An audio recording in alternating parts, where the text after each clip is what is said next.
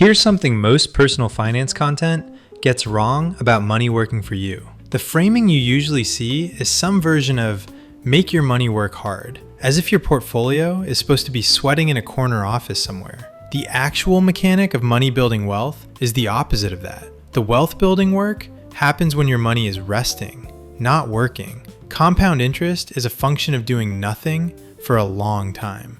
The single biggest skill in personal finance, the one that separates the people who quietly build wealth from the people who don't, is the ability to let money sit untouched while it grows. Most people never learn this skill. They stay in active management forever. They optimize, tinker, switch funds, chase returns, rebalance, panic sell, panic buy. The math punishes all of that activity. This video walks through the 4 specific stages your money goes through, from the stage where it's losing ground every day to the stage where it generates more wealth in a year than you can save out of your paycheck. By the end, you'll know exactly which stage you're in and what it takes to move to the next one.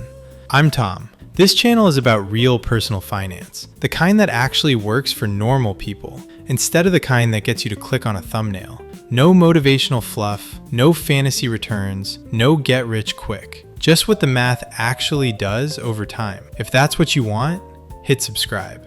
The reason I'm framing this as 4 stages instead of one big concept is that most viewers are stuck at a specific stage and don't know which one. The diagnosis matters more than the abstract idea. Identifying which stage you're at and what the next stage requires is the difference between drifting financially for another decade and crossing the threshold into the version of money that actually builds wealth on its own. Stage 1. Decay. Money loses ground every day. The first stage is the one almost everyone starts at and most people stay at longer than they realize. Stage 1 is when your money is sitting in cash, in a checking account, in a low-yield savings account, in a piggy bank, in any form that doesn't grow. The default assumption is that this money is safe. It's not. It's quietly decaying every day from inflation. Here's the math. $10,000 sitting in a non-interest-bearing checking account for 10 years with average inflation of about 3% loses approximately $2,600 of real purchasing power. The number on the account statement still says $10,000. What that $10,000 actually buys at the grocery store, at the gas station, at the doctor's office, drops by roughly a quarter over the decade. The decay is invisible because the nominal number doesn't change, but the actual wealth is bleeding out every month. Even a high-yield savings account paying 4% in a 3% inflation environment is only gaining about 1% real per year. Over 10 years, that $10,000 grows to about $11,000 in real purchasing power. You're standing still, very slowly. The wealth building lesson at stage 1 is that cash beyond your emergency fund is not safe storage. It's slow loss. The action item is to identify how much of your net worth is sitting in stage 1 and decide whether each dollar in cash is actually serving a purpose. The emergency fund needs to be in cash because liquidity is the point. The down payment you're going to use in 18 months needs to be in cash because the timeline is too short for market risk. Beyond those specific uses, cash is decay, not storage. The right benchmark for most US households with normal expenses is somewhere around $40,000 in liquid cash, which covers roughly 6 months of average household spending and creates real emergency optionality. Anything beyond that, sitting in cash long term, is money in stage 1, when it should be moving towards stage 2. Stage 2, treading water. The stage most people stall at forever. The second stage is the one that traps the majority of people who have started investing but haven't actually built wealth yet. Stage 2 is when you're investing, but your contributions roughly equal whatever the compound is producing, and your lifestyle expansion roughly equals whatever raises you're getting. The portfolio is technically growing, the income is technically increasing, but the net position isn't really changing. You feel like you're doing the right things financially, but 5 years go by and the wealth needle hasn't really moved. Let me make the math concrete. Someone earning $70,000, saving 10%, which is $7,000 a year, has around $60,000 already in retirement accounts from years of contributing. At 7% real return, that $60,000 generates about $4,200 of growth in year one. Combined with the $7,000 of contributions, the portfolio gains roughly $11,200, ending the year at about $71,200. So far, so good. But over the same year, lifestyle inflation has quietly added maybe $4,000 of new fixed costs that didn't exist a year ago. Money that could have been routed to additional savings if the lifestyle had held flat. The effective wealth building velocity, the rate at which actual long-term wealth is being created, is closer to $7,000 a year than to $11,000. Run that effective velocity forward 15 years for a 50-year-old planning to retire at 65, and the portfolio ends up at about $341,000. That's a long way from a comfortable retirement. Now run the same scenario with no lifestyle creep, so that future raises route to savings instead of expanding the budget. The contributions step up over time, the effective velocity is closer to $11,000 a year, and the portfolio ends up at about $442,000. The difference is $100,000 over 15 years, generated entirely by holding the lifestyle flat while income grows. Stage 2 is so dangerous precisely because the surface metrics look fine. The portfolio is growing. The income is growing. The 401k statement comes in the mail, and the number is bigger than last year's. But the actual underlying wealth building velocity is being quietly throttled by lifestyle inflation. And 20 years can pass at stage 2, with the destination never really getting closer. The exit from stage 2 requires one of 3 specific moves. The first is dramatically increasing the savings rate, not by a percentage point or 2, but by something meaningful, like 10 percentage points, which usually requires renegotiating a major fixed cost like housing or transportation. The second is breaking the lifestyle inflation pattern, so that future raises route to investments instead of expanding the monthly budget. The third is time, which works if you started young enough, but doesn't work if you're already in your 40s or 50s and just realizing you've been at stage 2 for a decade. For most middle-aged viewers, the exit from stage 2 is moves 1 and 2 combined, executed deliberately over the next 12 to 24 months. Stage 3, compound takeover, the tipping point. Stage 3 is the moment when something quietly important happens. The annual growth from your investments starts exceeding the annual amount you're contributing. Your money begins outproducing your paycheck for the first time. From that moment forward, the portfolio is doing more of the work than you are. The mechanics of wealth building have shifted from active to passive, from labor to capital. This is the threshold that most personal finance content never names, because it's hard to brand and impossible to sell a course about. The math is precise.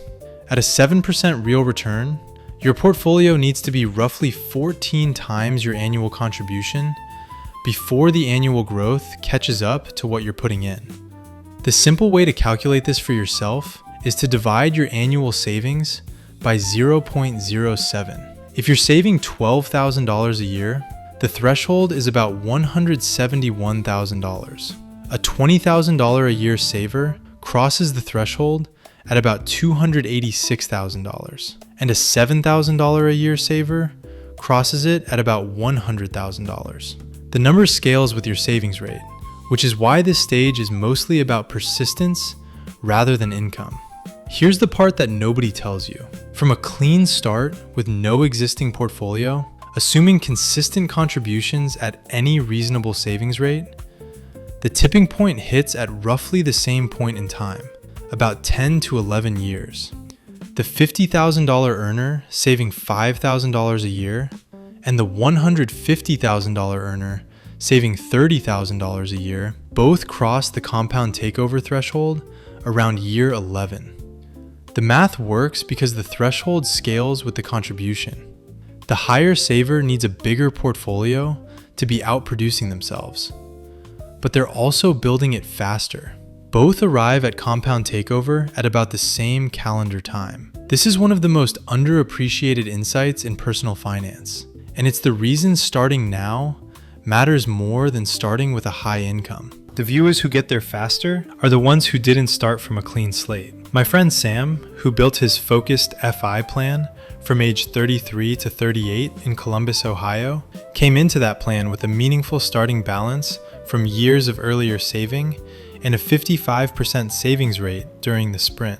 By the end of his 5-year focused plan, his portfolio was generating more each year than he could save. He told me the year it crossed was the year his relationship with money changed. He stopped feeling like he was pushing the boulder up the hill and started feeling like the boulder was rolling on its own. He still kept contributing, but the contributions weren't doing most of the work anymore. The portfolio was. The reason Sam was able to compress the timeline wasn't the savings rate alone. It was the combination of a head start and the high savings rate compounding together. The action item from stage 3 is to actually calculate your threshold. Multiply your current annual savings by 14. That's the portfolio size at which compound starts outproducing your contributions. Write that number down somewhere you'll see it. For a viewer who has been saving consistently for a decade or more, this number may be closer than it feels. Knowing the exact target changes the daily decisions. Stage 4. Money replaces you. The financial independence threshold. Stage 4 is the final stage, and it's the one personal finance media usually misrepresents. This is the stage when the annual return from your portfolio exceeds your annual living expenses. The portfolio isn't just outproducing your paycheck anymore, it's outproducing your entire cost of living. From that point on, you could stop earning income permanently, and the math still works out, indefinitely. The standard math for this stage is the 25 times rule, which originates from William Bengen's 1994 paper on safe withdrawal rates, and was popularized by the 1998 Trinity study from Cooley, Hubbard, and Walls. If your annual expenses are $40,000, you need roughly $1 million invested to be at stage 4. At $60,000 of annual expenses, the target moves to $1,500,000, and at $80,000 of annual expenses, it moves to $2 million. The multiplier of 25 corresponds to a 4% annual withdrawal rate, which historical data suggests can be sustained over a 30-year retirement with high probability. More recent research, including from Bengen himself, has suggested that 4 to 4.5% is the more accurate range for typical retirement horizons today, depending on portfolio composition and starting market conditions. The interesting feature of stage 4 is that it's not actually that far from stage 3 for most people. The compound takeover threshold for a $12,000 saver was $171,000. The financial independence threshold for someone with $50,000 of expenses is $1,250,000. That's a roughly 7 times gap. At a 7% real return, the portfolio compounds from $171,000 to $1,250,000 in about 30 years with no further contributions, or about 15 years if contributions continue. The compounding does most of the work. Once you reach stage 3, stage 4 is mostly a matter of letting time pass and not interrupting the process. My retired neighbor Paul reached stage 4 at 54. His annual expenses were modest because he lived in a fully paid off house, drove a 2003 Subaru Outback he refused to replace, and ate dinner at home most nights. He needed about $56,000 a year. At a 4% withdrawal rate, that meant he needed about $1.4 million invested, which he had. He didn't have a high-income career. He worked for the state government for 30 years, and his salary peaked at $58,000 in his late 40s. The combination of a low-cost lifestyle and 3 decades of consistent investing got him to stage 4. He has no interesting story about it. There was no big lottery moment, no inheritance, no crypto windfall. He just kept routing money to index funds for 30 years and woke up one day to discover that the math had crossed the threshold. The action item from stage 4 is, paradoxically, mostly not to obsess about reaching it. Stage 4 is the destination, not the journey. Most of the financial decisions that get you there are the decisions you make in stages 1, 2, and 3. Stage 4 announces itself when the math says it has, and not before. The viewers who fixate on stage 4 from stage 2 usually make worse decisions than the viewers who focus on the next stage from wherever they currently are. The 4 conditions that let money rest. If you look across all 4 stages, the same 4 conditions show up in the people who actually progress from one stage to the next, and the absence of any of them is usually what keeps people stuck. The first condition is automation. The savings happen before you see the paycheck. The 401k contribution gets deducted before you get tempted to spend it. The brokerage transfer happens on the same date every month, regardless of what the market is doing or how you're feeling. Automation removes willpower from the equation. The viewers who try to save what's left at the end of the month almost never build wealth, while the ones who save first and live on what's left almost always do. The second condition is low-cost vehicles. The S&P 500 index fund with a 0.03% expense ratio outperforms the actively managed mutual fund with a 0.7% expense ratio almost every time, over almost any horizon longer than 10 years. The math is not in dispute.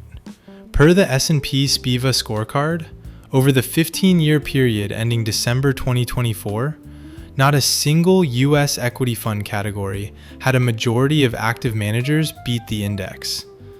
The simple, boring, broad market index fund is the right vehicle for the vast majority of long-term investors, and using anything more expensive is paying for underperformance. The third condition is tax efficiency.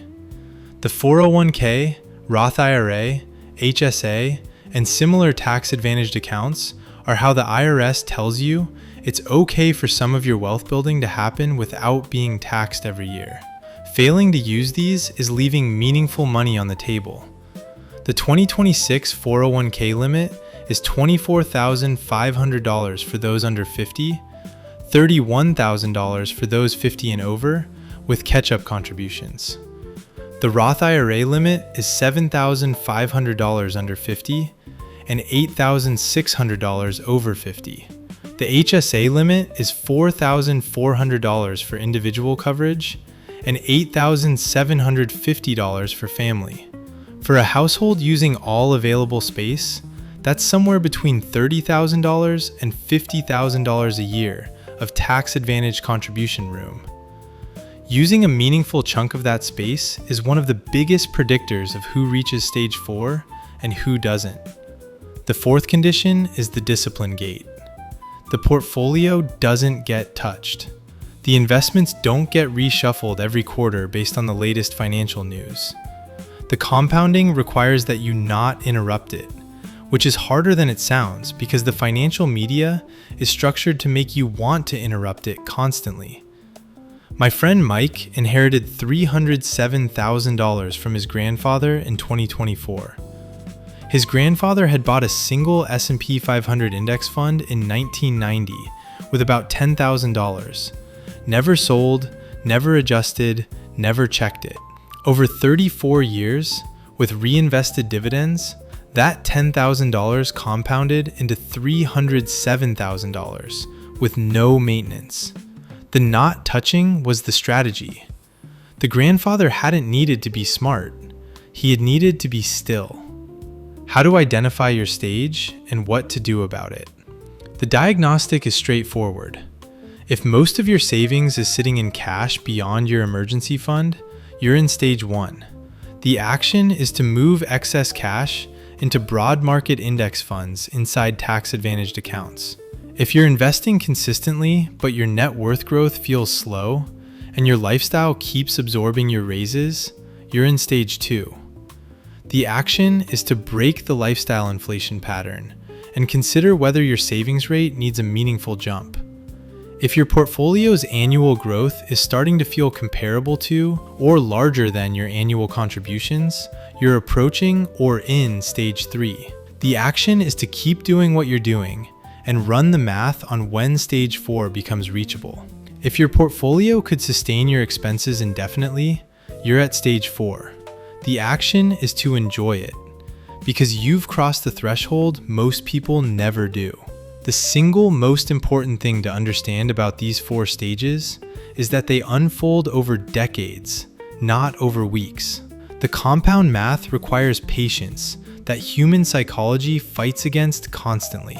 The portfolio that gets left alone for 30 years is the portfolio that crosses every threshold.